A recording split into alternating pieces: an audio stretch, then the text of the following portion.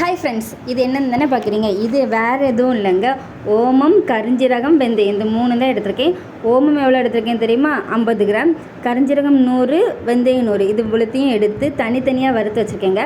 தனித்தனியாக வறுத்து வச்சுட்டு அதுக்கப்புறம் அதை நல்லா ஆற விட்டுட்டு மிக்ஸ் பண்ணி நம்ம மிக்சியில் போட்டு அரைச்சி அதுக்கப்புறம் அரிப்பு வச்சு அரைச்சி வச்சா இந்த பவுடர் ரெடி ஆயிருங்க.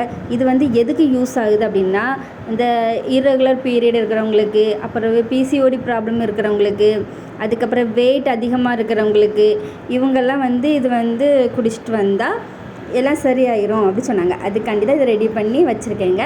உங்களுக்கு இதே மாதிரி ப்ராப்ளம் இருந்துச்சுன்னா இதே மாதிரி கூட நீங்கள் அரைச்சி வச்சுக்கலாங்க.